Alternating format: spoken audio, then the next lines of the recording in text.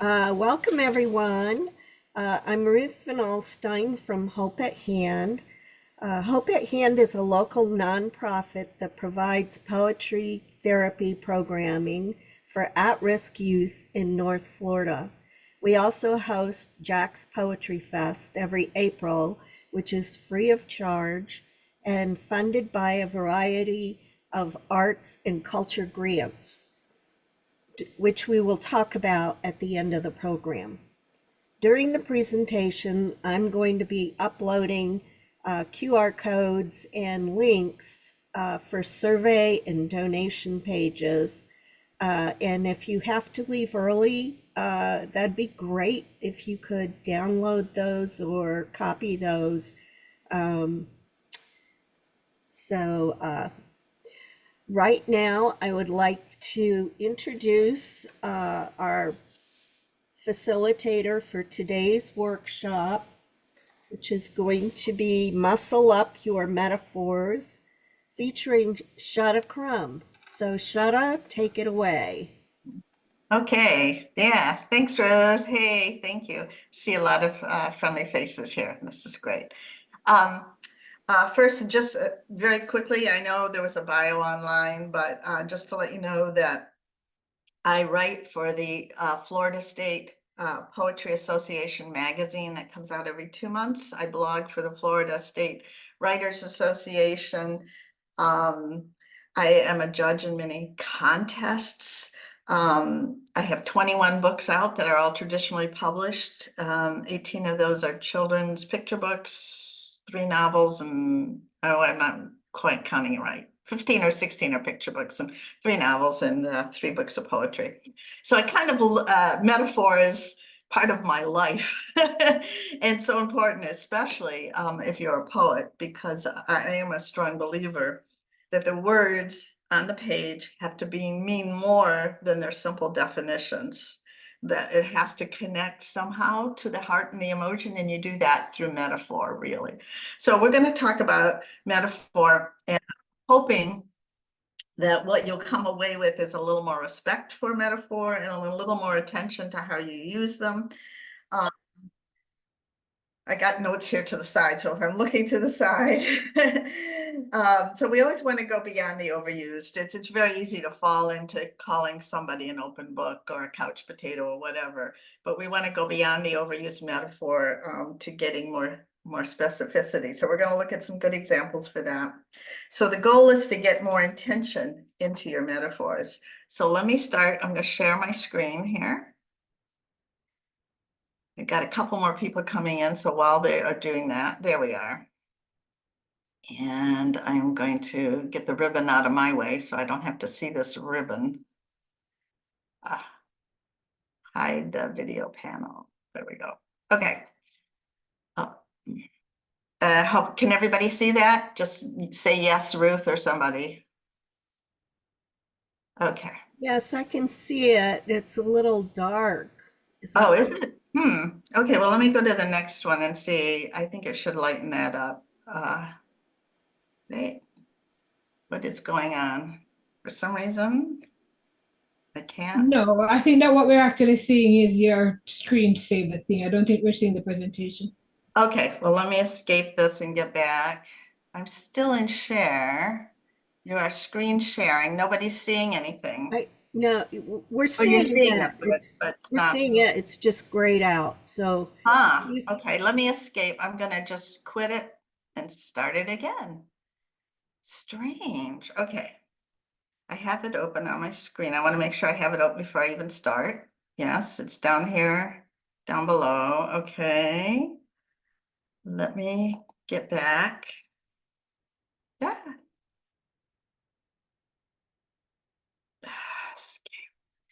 Ruth, are you there? yes. Because I have somehow not being able to get back to you guys. Oh, I'm sorry, guys. This didn't happen the other day when we practiced. I can't escape. I can't seem to get rid of this picture of. Hang on.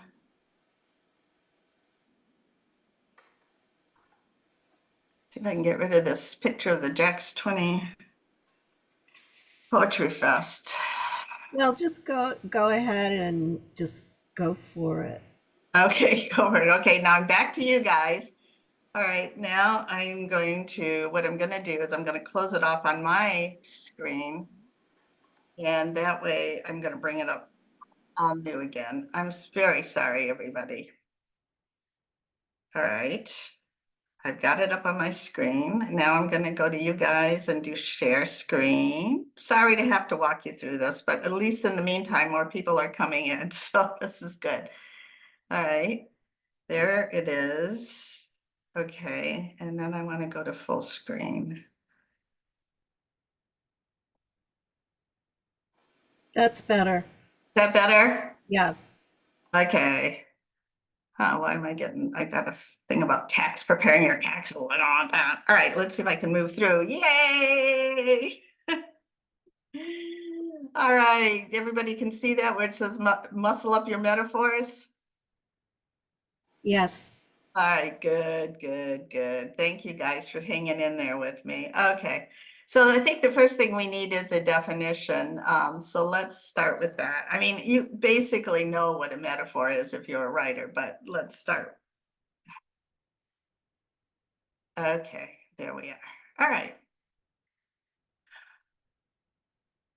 I'm sorry, I'm still having some problems with the seeing everybody and my screen. Ah, I do apologize.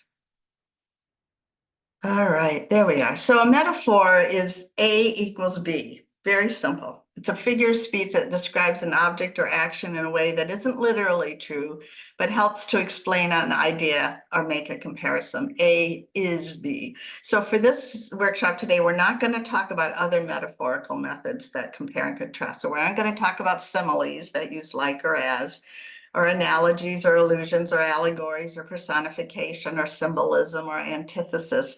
All of those things are also methods to compare and contrast. But we're really going to just stick with metaphor today because for one thing, we don't have a lot of time to go into some of the other kinds of things. So,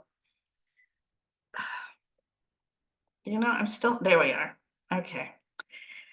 All right. So here are a couple of metaphors and I love, love, love Sylvia Plath's description of her father as, quote, marble heavy, a bag full of God. Oh my gosh, what a metaphor. It isn't, a simile is like almost, there are parts of things that are comparable. But when you say directly A equals B, the whole thing is comparable. So he's a marble heavy bag full of God. Martin Luther King's metaphor, faith is taking the first step, even when you don't see the whole staircase. Okay, from the kite runner behind him, sitting on piles of scrap and rubble, was the blue kite, my key to Baba's heart. So the key equals Baba's heart.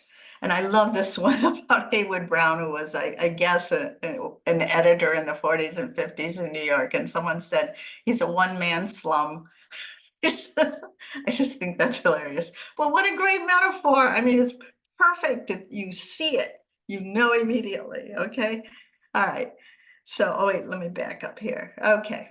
So there are different kinds of metaphors. There's the kind that people sometimes refer to as dead metaphors, which are the overused kind that you hear all the time. But then you have basically the standard metaphor. A equals B, all the world's a stage, right? From Shakespeare.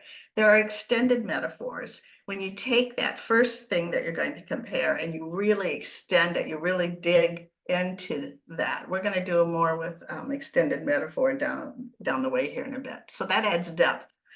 There are implied metaphors, which doesn't directly mention one of the two things you're comparing. So A equals what? You got to work for it. Now that often happens in haiku, and we're going to take a look at that in a little bit.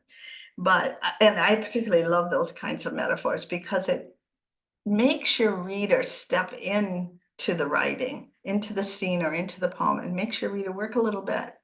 And then they get the metaphor. Mixed metaphors are two metaphors combined and are incompatible, like I'll be here till the cows come home to roost. It's used for humor mostly.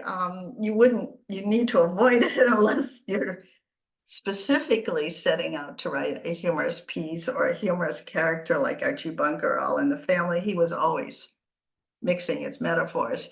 One of my favorites is one by Ronald Reagan, who said one time in a speech, "The ship of state is sailing the wrong way up a one-way street."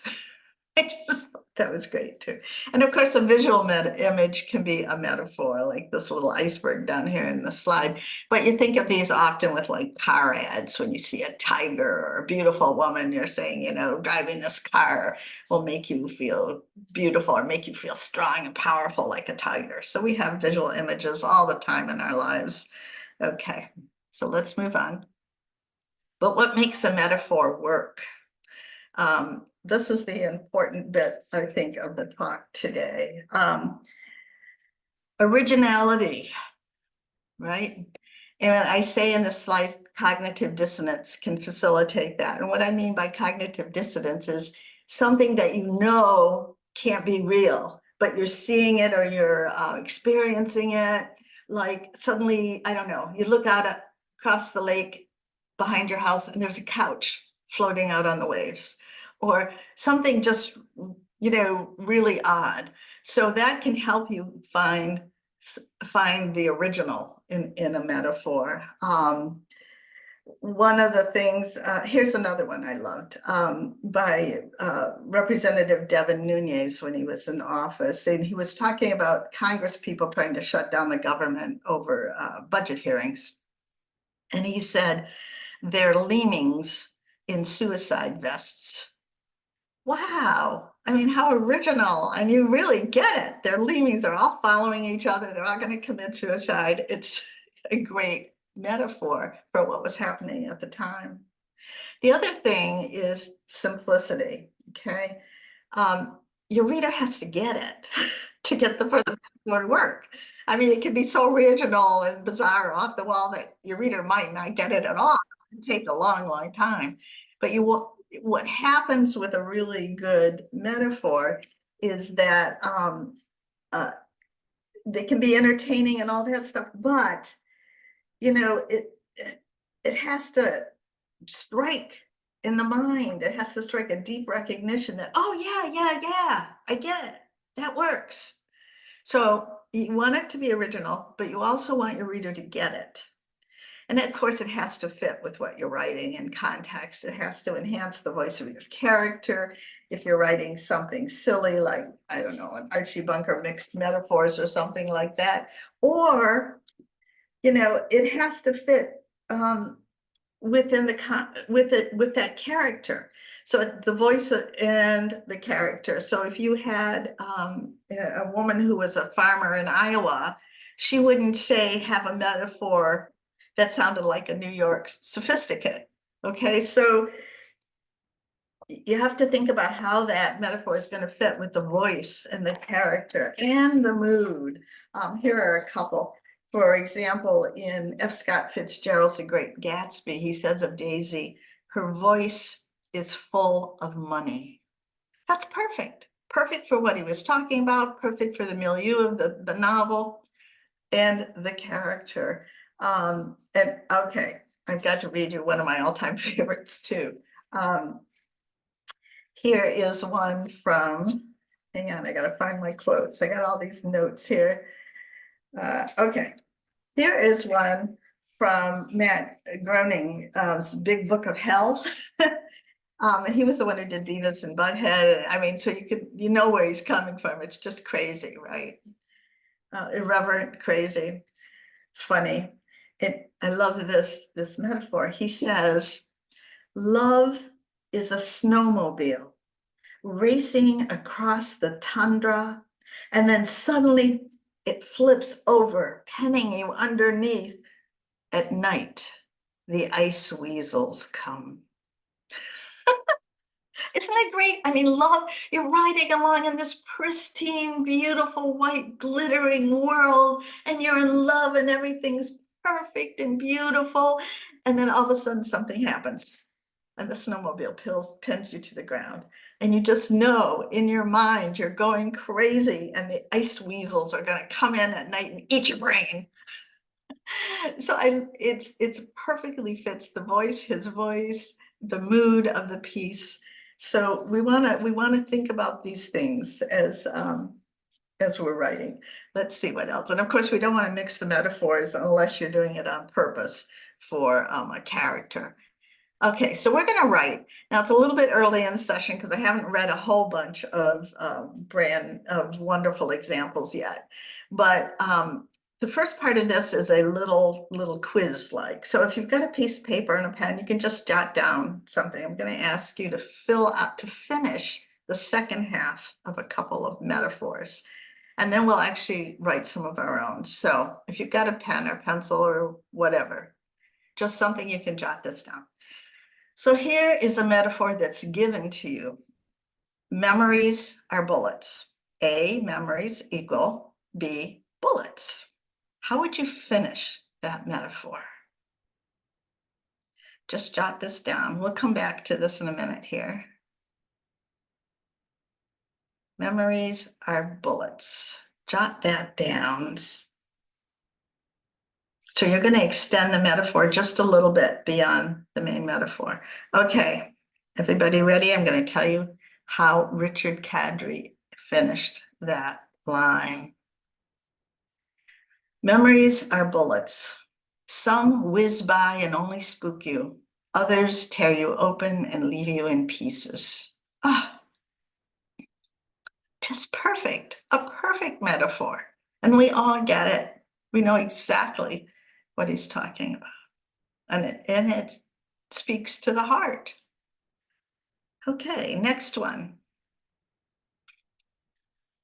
I have to move this ribbon. I can't even see the top part. What I wrote there. Oh, wait, I know I have it on my slide here. All right, top one is, their locked hands, so something that their locked hands are, jot that down. Okay. Second one is, see the dandelions down there, the dead heads of the dandelions, how slowly they turn themselves into. So jot that down.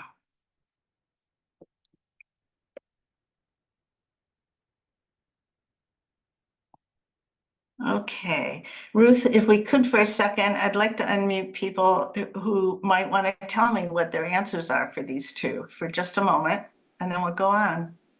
Anybody want to tell me what they've got for the locked hands? A padlock.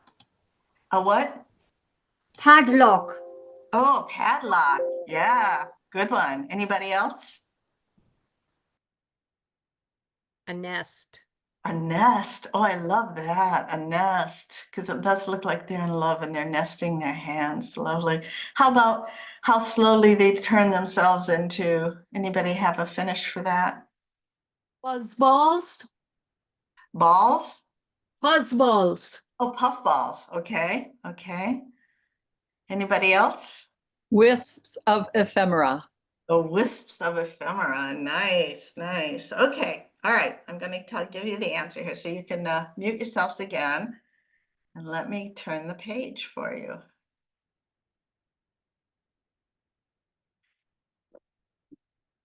Their locked hands, a starfish leaping through the dark.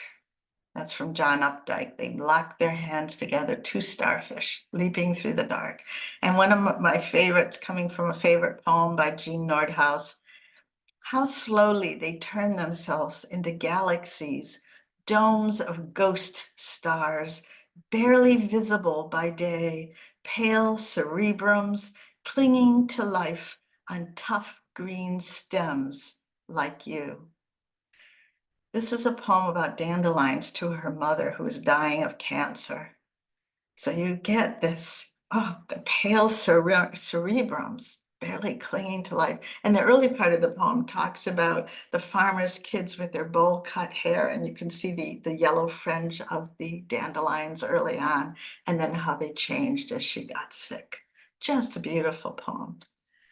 And strong, strong metaphors. Okay, we'll move on.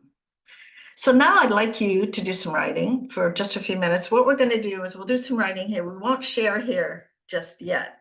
What I want to do is share toward the end. So for the moment, let's take one of these pictures and one of these emotions. I tried not to put something simple like anger or love, but one of these emotions, and see if you can connect it to one of the pictures here as a metaphor. A equals B. Faith equals an empty bottle. But then give me a little bit more, another line or two afterward. Extend that metaphor. A equals B, but then tell me quickly why. So pick a picture, pick an emotion, and we'll write for about 4 or 5 minutes, and then we'll come back at the end and talk about this a little bit more. And we're going to work with these metaphors that you come up with right now. We'll work with them in a few minutes.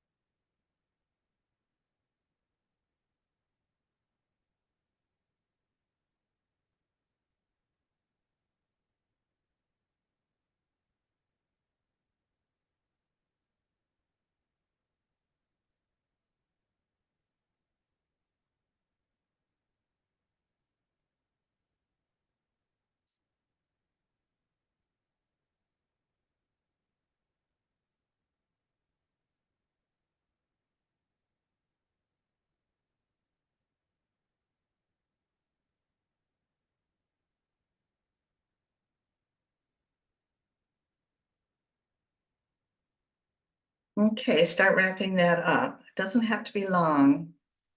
I just want an A equals B and then a quick reason why you said that A equals B.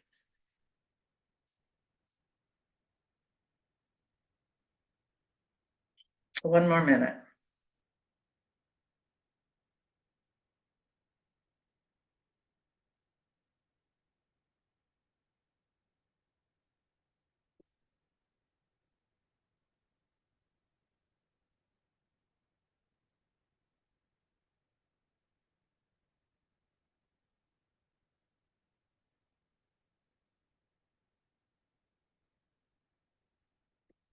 Okay, so hang on to those notes that you made about metaphors here, because we may do something with them at the next time we break to write. So let's go on, because what I want to do now is read you some examples. I have a couple of poems I want to read of really extended metaphors, because for me, this is my favorite thing I see in poetry that I love, is when a writer has taken a metaphor and extended it through the whole thing. Of course, you can write a poem that has a bunch of different metaphors that you skip around in, or a scene. And that's okay too, if it's pertinent to the theme and the subject of what you're writing about. But I really enjoy these extended metaphors that dive into the metaphor and doesn't just say, faith is a broken bicycle, or I haven't been to church in 5 years or whatever, but really, really explores it. So here I'm going to present at least two of my favorites, and then we'll talk about metaphor in haiku. So this first one is by Alan Dugan, and It's just a very, very strong poem. Okay, so let me read that. Love song, I and thou. Nothing is plumb, level, or square. The studs are bowed, the joists are shaky by nature. No piece fits any other piece without a gap or pinch and bent nails dancing all over the surface like maggots. By Christ, I am no carpenter. I built the roof for myself, the walls for myself, the floors for myself, and got hung up in it myself. I danced with a purple thumb at this housewarming, drunk on my prime whiskey, rage. Oh, I spat rage's nails into the frame up of my work. It held, it settled plumb, level, solid, square, and true for that great moment. Then it screamed and went on through, skewing as wrong the other way. God damned it. This is hell. But I planned it, I sawed it, I nailed it, and I will live in it until it kills me. I can nail my left palm to the left hand crosspiece, but I can't do everything myself. I need a hand to nail the right, a left, a help, a love, a you, a wife. Wow, wow. And remember the title is he says love song, I and thou. But he's talking here about building this marriage. God damn it, he tried so hard, but he's not a carpenter. He can't build it. He needs a help. He can't crucify himself on this marriage without someone to nail his right hand. Wow. What a strong, strong piece of writing, and he has carried the metaphor all the way through. One of my favorite examples of extended metaphor. All right, now we're going to look at the next one. In this one by Jack Gilbert, he's used an overused metaphor. I mean, we talked earlier about not using these overused metaphors like couch potato and people are an open book, etc. But he's taken this metaphor of carrying grief as a heavy load. We all know that. We see that all the time when we read it. It's used just a lot about how grief is a heavy load. But he, instead of just saying that, has really dove into that overused metaphor and made it something extraordinary. He's done a whole series of poems about his wife who died, Machiko. And this is a poem I just adore for the metaphor, the way he's just taken that everyday saying and really, really made it extraordinary. It's called Machiko Dead. He manages like someone carrying a box that is too heavy, first with his arms underneath. When their strength gives out, he moves the hands forward, hooking them on the corners, pulling the weight against his chest. He moves his thumbs slightly when the fingers begin to tire, and it makes different muscles take over. Afterward, he carries it on his shoulder until the blood drains out of the arm that is stretched up to steady the box, and the arm goes numb. But now the man can hold it underneath again, so that he can go on without ever putting the box down. Oh, makes me want to cry. He's just thought about every little bit and piece about carrying that load of grief and how he can go on. I gotta, sorry, get emotional when I read that poem, but it's just taken something overused that, you might read in passing in a sentence and not think a whole lot about, and has just really, really made it, the only word I can think of is extraordinary. Okay, so now let's talk. So that's the examples of extended metaphors in poetry. But now we're going to look at haiku. Remember, there was one of the types of metaphors that we talked about earlier was implied metaphors. And they're especially important in haiku, but you can use them everywhere else too, where you want to bring your reader into the piece and make them work just a little until they get it. And then it's like a bulb going off in their brain. They go, oh yeah, I got it. This first quote is from an article called The Contiguous Image Mapping Metaphor and Haiku by Matthew Carrillo. Metaphor is central to all poetry. Yes, I agree there, including haiku. In haiku, metaphors are juxtaposed in a way that reveals previously unarticulated associations. So we have that A equals question mark. It isn't articulated straight out what it means. Look at the one at the bottom right by me. Murmuration of things undone, blackbirds roost. First of all, if you're not real familiar with haiku in English, you don't have to do the 5-7-5 because English syllables, Japanese phrasing doesn't translate to English syllables. But anyway, so murmuration of things undone, all those things that you haven't done the day in your life, and they're haunting you because these blackbirds are watching you from the tree up above. So they're still there, it's hanging over you. I love the middle one too. Ancestors, the wild plum blooms again. Haven't we all got somebody like that in our family? Some great grandparent who was a wild seed who was just crazy. And then all of a sudden you see it in your kid. There it is. The wild plum has bloomed again, just with profusion. Beauty and profusion and being wild. I love that. So there's the metaphor. So look at this last one at the bottom on the left. This one, might take a minute or two to think about. And in fact, what I'm going to do again is, wait, let me go back. I didn't mean to do that. I want to go back. How do I get backwards? There we are. I want to see the audience again on this one about the fish by Hackett. So let me get you guys back up so I can see you again. There we are. If you'd like to unmute and give me your thoughts about what this haiku is talking about. There we are.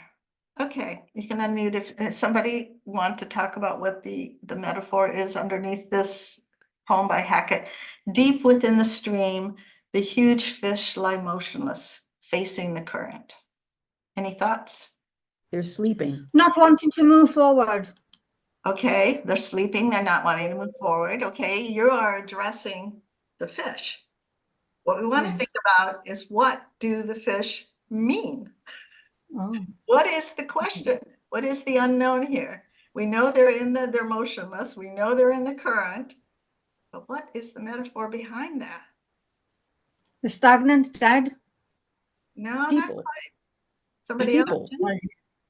Acceptance. Could be. Yeah. I think Your it's fears. Your fears. Yeah. Yes, it could be fears. Yes, absolutely. Okay, so let me get back. Oh wait, Renee, you had something you wanted to say? yeah, I was trying to say that I think it's Ego. well, I forgot already. I think it's withstanding peer pressure.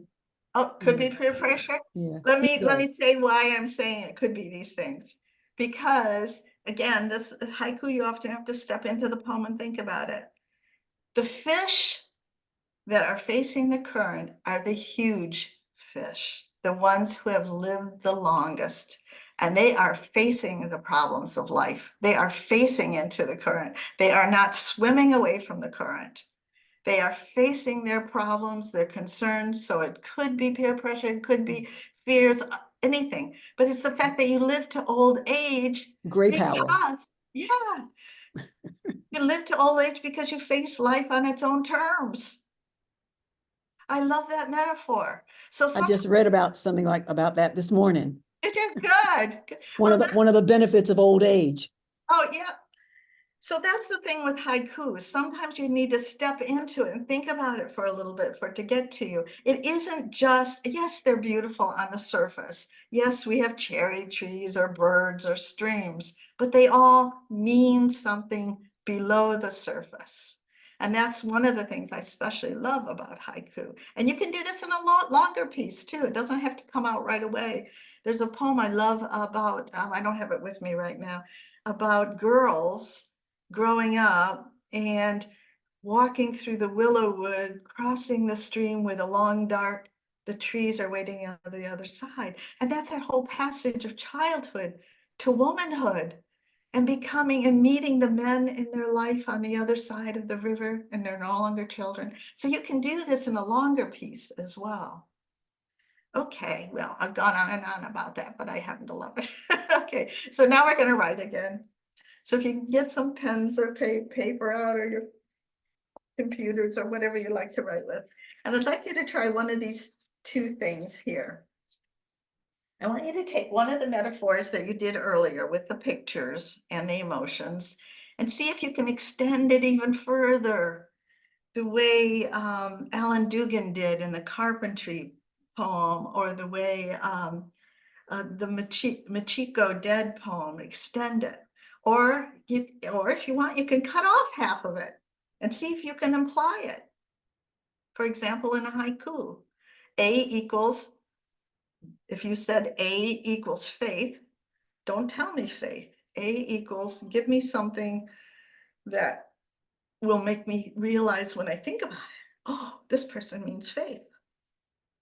Or you can use one of these overused metaphors down here are some examples, and see if you can make them a little bit more extraordinary by diving down into it very precisely, the way in the Machiko poem, physically, essentially, smell, taste, touch. If you're going to look at life as a box of chocolates, yummy, smooth. But anyway, dive into it. So I'm going to give you a little bit more time here. We're going to give you about 8 minutes, say 7 or 8 minutes. I know it's not a lot, but we're trying to wind up around 1 o'clock. So I'll come back about 12:50 and then we'll share a little bit.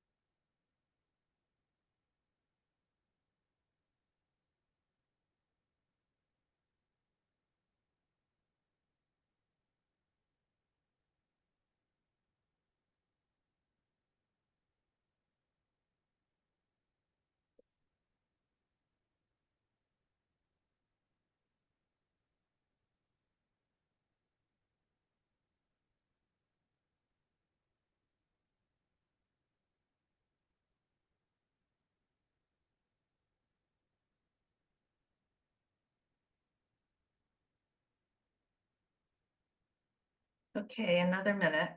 I know you may not have gotten too far in an extended metaphor, but hopefully you've got some start there.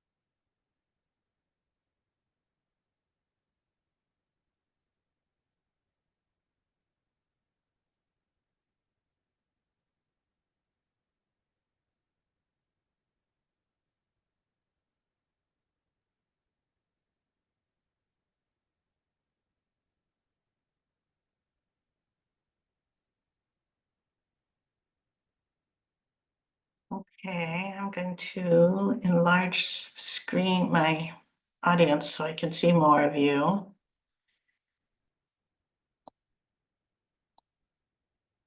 And if you want to raise your hand, if you want to share, we'll share for a few minutes and then we have a couple more slides. So Parva's got a hand raised. Parv, either tell us if you used one of the earlier, metaphors from the pictures, or if you did like the second one here, which you used an overused metaphor and extended. Okay. Okay, I used the early one where you matched the emotion to the picture, Uh-huh. and I went with faith is a lonely road. Nice. Faith is a lonely road. Brambles, weed, dandelion tufts.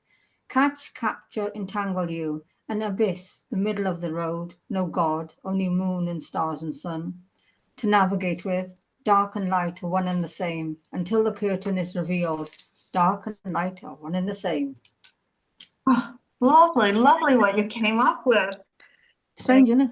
Extending that. Thank you so much. Anybody else? Oh, see, I see. Wait, 3 hands raised. Carol Levin's got a hand raised. Okay, Carol.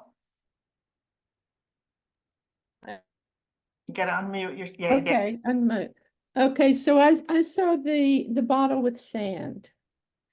My life fills the bottle with precious grains, people and places and times to savor.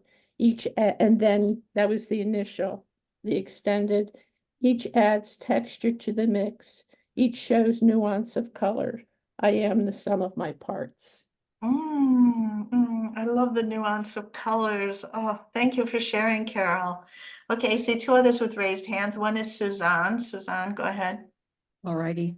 Love is the stone that has a reserved parking space. As others circle the lot, stressing how late they are for an important meeting, computing the exorbitant cost of picking up a child from daycare after 6 p.m., or just running into a store to grab and go. They pull into that spot askew and later find out they've been ticketed. That happens in life, doesn't it? Oh, wait a second. I kind of lost the audience. Let me go back. I want to see. There you are again. I want to see if anybody else has got their hand raised. Okay. I like that. You later find out you've been ticketed. Okay, Beth has her hand raised, and then Renee. Beth, go ahead. I think I did an implied metaphor. Oh, good. What you got? Fill it with seeds of feeling, wild ones known only to you. Leave the top open. Bury it in the pasture, trusting the ants to empty it through the winter, moving them under and across the field to burst with color in the spring. Lovely, lovely. So, I mean, it might take a while to go in and parse that a bit. So what were you thinking was the implied, the B to your equation? I think the word trust more than faith. Okay. So you're trusting the seeds to sprout in the spring. Nice. Right, trusting, trusting that it's okay to metaphorically bury your feelings if you allow them to grow. Well, Ah. kind of like an introvert. Now, you might need to work more with that. And as I said, at some point, your reader needs to get it, even if it takes them a little while. So you want to kind of have in your mind exactly what that other half of the equation is. So whether it's hiding your fears or your feelings, or whether it's trust, those are two different things. So you might want to, think to yourself exactly what is it that I am implying. And then your reader will have a little more access to figuring that out. Thank Okay, you. yeah, Renee, you had your hand raised. Yeah, unmute. Okay. Yeah, I wasn't sure if, I didn't write a haiku. I don't know if that's what it was supposed to be. It doesn't have to be, no. Oh, okay. Desire is a star you can't reach, but if you touch it, your hands burn off. Ooh, I like that. I like that. That's an extended metaphor, because you told us the A equals B. Desire is a star, but then you extended it. So very nice. Okay, maybe one more, just so we can move on here. Angelica, you've got your hand up. Yeah, I'm not sure if I did it correctly, but it was worth a try. Sure. Life, life is like a box of chocolates. Some days it's sweet, other days bitter. Sometimes you get what you like, other times you don't, but the package is nice. I love the ending in that, but the package is nice. Oh, I like that. Yeah, you did extend it. You took an overused metaphor and extended it. Now, if you were really going to work at that, you'd want to extend it even more and, go into other aspects. But I especially love that ending. The package is nice. Keep that, whatever you're working on, keep that. Okay, guys, let me show you a couple more slides, and then we will finish up. I think the only one more to show you is this one. If you go to my website at shutta.com, there's a lot of resources there, handouts from different workshops I've done, things like that. That's what that picture of the paper over there is. And there's my contact info, 3 of my books of poetry. Now, Wordsmith's Playground up in the top left is, I do a monthly newsletter. It's not trying to sell you books or anything like that. It comes out once a month near the beginning of each month. And it's linked to an article I've written for a poetry magazine or a writing blog or something. It's linked to one of my published articles. And there's a link. And then I also have a monthly prompt for you to work on, a writing prompt. Because I do children's books as well as poetry. I talk about cover art, because art, that's the first thing you're going to see. So I talk a bit about covers I love. And then there's always some kind of freebie, like a handout or a poem or something like that. It's all, it's never any pressure of selling my books or anything. So if you want to sign up for Wordsmith's Playground, you just go to my webpage, shutta.com, and you'll see at the top a link to subscribe. Now, the other thing I want to tell you about, I haven't, it's been a small group historically for the last 2.5 years. But during COVID, I really missed my live critique groups. And we started a group called Friday Follies. I started it. What it is twice a month on a Friday at 1:30, first and third Fridays, 1:30, always. Same link every time, same time every time, same Friday every time. All you have to do is put it on your calendar. You don't have to RSVP or anything. And what we do is we do an automatic writing. I give you a prompt and we write for 10 minutes and we share if you want to share, don't have to. We don't critique because it's automatic writing. Nobody's had time to polish. So it's really just supportive and to get your butt in the chair and to get you writing something. All of those prompts that I give, they're not ordinary, like start with this sentence or write about the first time you had chocolate or ice cream. No, what we do is I try to pick a prompt that's directed at some aspect of the craft. So it might be point of view, it might be plotting, it might be sensual detail or characterization. So we have a very specific prompt on those Fridays. Now, if you want, it's not on my website to join. So if you want to do a Friday Folly, you have to just get on my email list. So email me. And I'm very easy to reach. It's just shutta@shutta.com. or you can email me through my website, shutta@shutta.com, and tell me if you want to be on Friday Follies. I will put you on the mailing list. It's very low key. We rarely go about 40 minutes. We try to make it quick because some people are working, all of that. Okay, well, I think that's it for me, but Ruth has a couple of things. So I am going to stop this share, and our moderator from Hope at Hand is going to jump in. Yeah, hi everyone. I hope that you enjoyed today's presentation. So just a couple of real quick things. Your feedback matters, and you can use this QR code to fill out a short survey about today's workshop. And some of our supporters, we want to thank Florida Arts and Culture, More Art and Culture, the Cultural Council, Dolores Barr Weaver Legacy Fund, Poetry Foundation, Jim Moran Foundation, and the City of Jacksonville. So thank you to those. And thank you for your support of Jack's Poetry Fest. And here's a QR code to go to the website and also to support Hope at Hand. So I hope that you will all RSVP for the next workshop, which is Thursday, and we'll see you then. Thank you, everyone, for coming. Oh, wait, Ruth, I forgot. Some people came in late. I just wanted to mention the following Monday, the makeup program. Right.